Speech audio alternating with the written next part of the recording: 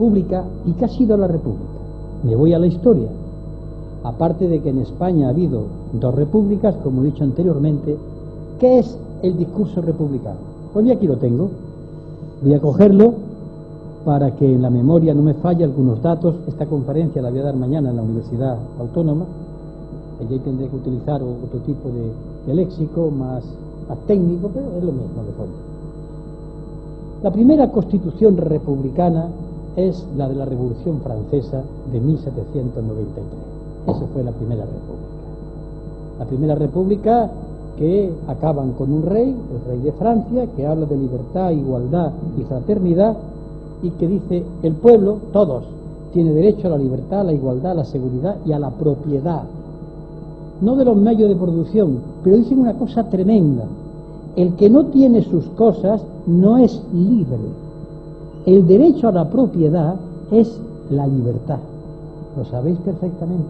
El que no come no es libre. Hablar de democracia con alguien que no come es una burla sangrienta. Ahí no hay democracia. Sin embargo, creemos que ahí funciona democracia. Pero ya le habían dicho a estos hombres en el año 1793. La soberanía reside en el pueblo, el sufragio universal. Tuvieron un fallo. Votaban todos los hombres.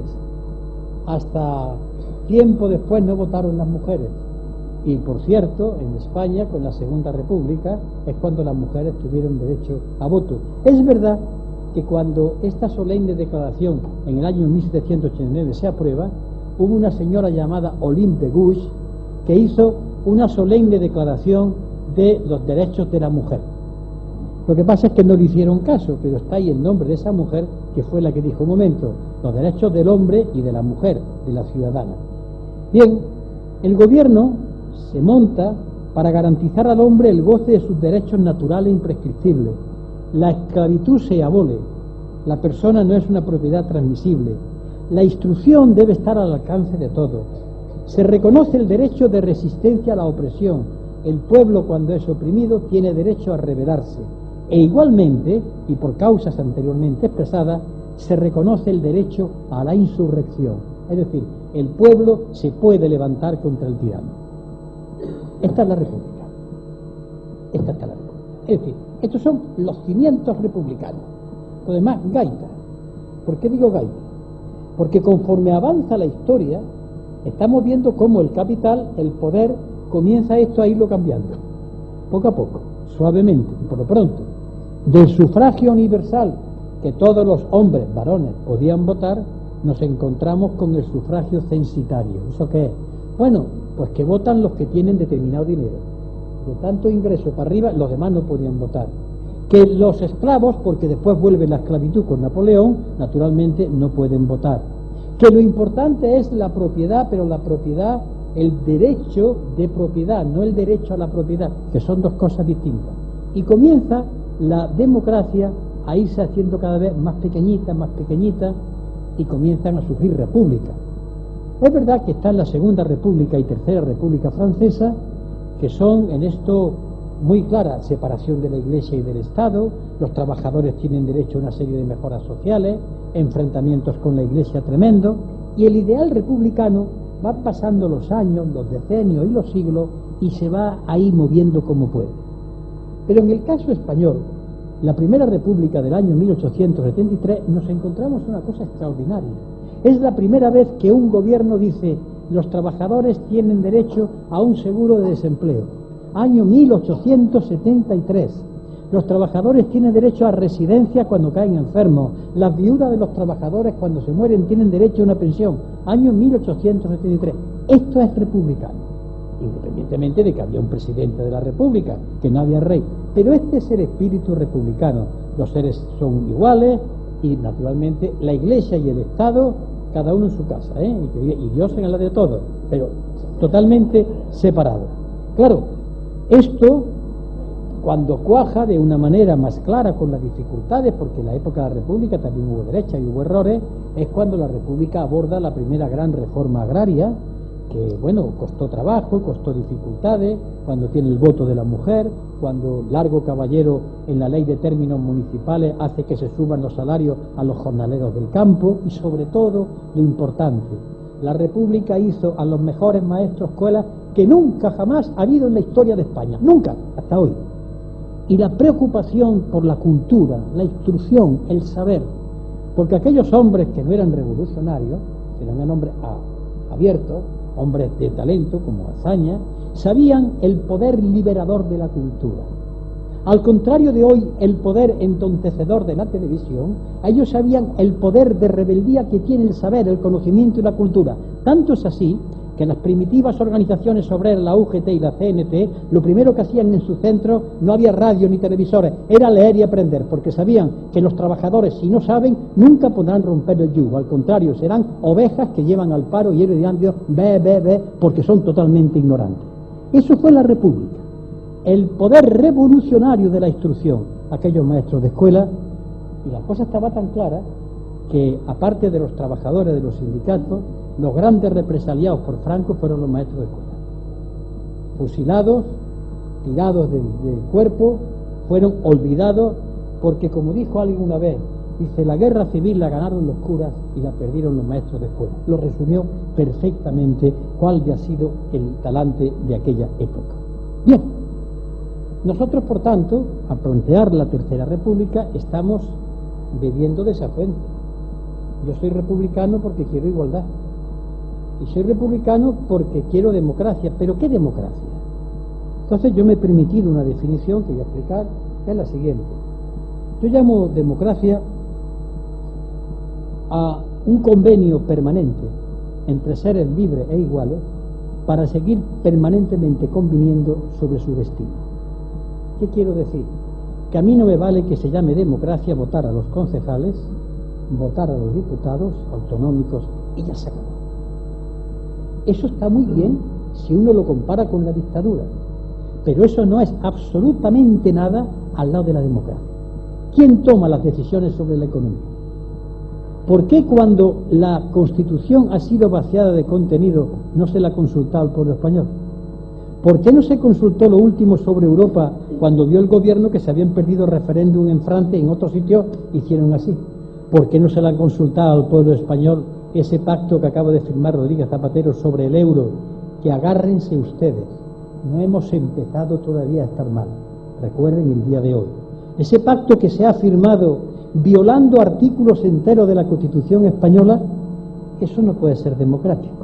Por tanto, cuando yo hablo de democracia y de república, consecuentemente, estoy hablando de la democracia de base, de que la gente sepa, que tome decisiones, que los sindicatos tengan un papel, en fin, también que se tiren para adelante para tenerlo y que lleguemos a que la intelectualidad y los trabajadores pues se den cuenta de que tienen por delante un tajo tremendo.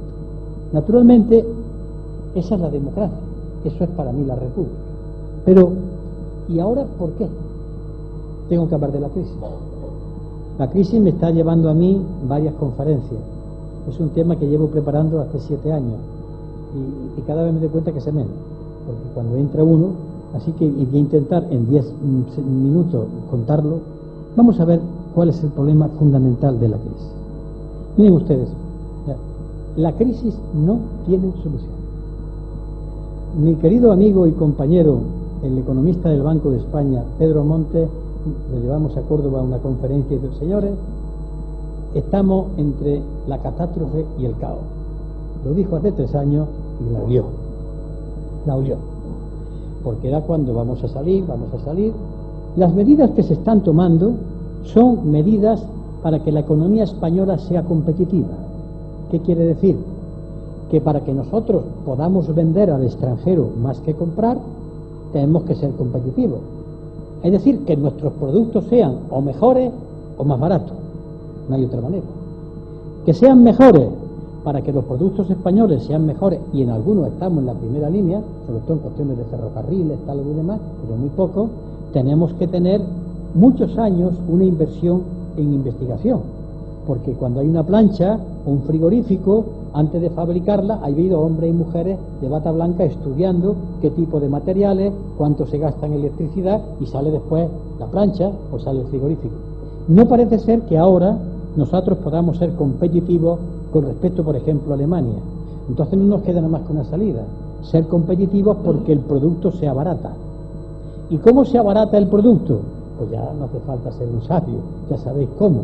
Se abarata el producto bajando, no solamente bajando el salario, sino que los costes laborales, que no son solamente los costes salariales, sino los costes que cuesta mantener a la ciudadanía en sanidad, en educación, en las pensiones, pues vaya reduciéndose ese dinero para que no haya déficit y la banca pueda tener acceso al crédito, porque cuando un Estado no tiene dinero y tiene déficit, pues coge el dinero y lo pide prestado a la banca, y la banca quiere ser ella la que coja ese dinero. Un caso, ya la banca le ha pedido al gobierno español hace un año que ella quería administrar los fondos de la Seguridad Social. Quería, es decir, los fondos de la Seguridad Social, ella quería administrarlo. Es una pelea tremenda. Pues bien, competitividad, pero hay un problema. Si España tiene que ser competitiva, y Portugal también, e Irlanda, e Italia, y Alemania, bueno, aquí ¿qué pasa? ¿Que todos venden más que compran? Eso no encaja. ¿Ustedes creen que si ahora ustedes fuesen todos empresarios y tuviesen ustedes que vender más que comprar, ¿a quién le venden ustedes? Porque alguien tendrá que perder, ¿no? ¿Ustedes se imaginan que van a venderle a todos los... ¿Y quién compra aquí? Eso nunca nadie se lo ha puesto a pensar. Lo que dije al principio de mi intervención, Alemania en estos momentos es la que ha salido beneficiosa. Pues bien, sin embargo, sabiendo que aparecen por el mundo fenómenos como el de China, como el de la India, como el de Brasil, como el de Rusia y otros países emergentes donde están produciendo más barato a costa de lo de siempre, hay que decirlo, a costa del sufrimiento de los trabajadores, pero como lo que importa aquí que los productos sean más baratos, pues por ejemplo China, ¿pero qué pasa en China? ¿Son productos chinos? No, son productos de empresas españolas que se fueron allí, por ejemplo Roca o Nutrexpa, como empresas catalanas se fueron a Casablanca, como empresas americanas que se fueron a China. Son empresas de aquí que producen allí más barato y después venden. Los chinos, ¿qué malos son? Los chinos serán malos, pero ustedes también, porque no invierten aquí.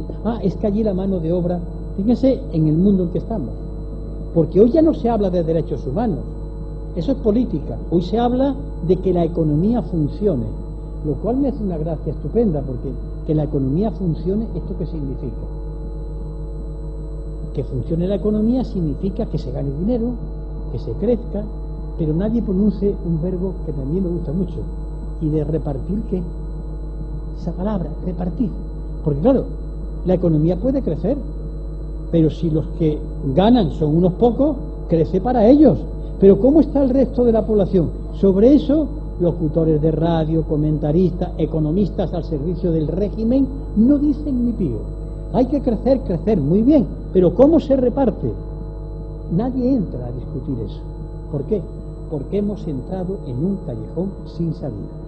Y la prueba está que cayó Grecia, cayó Irlanda, ha caído Portugal, y España en estos momentos está diciendo nuestro presidente, nuestro inefable presidente, que España no va a ser rescatada. Y esto tiene un truco.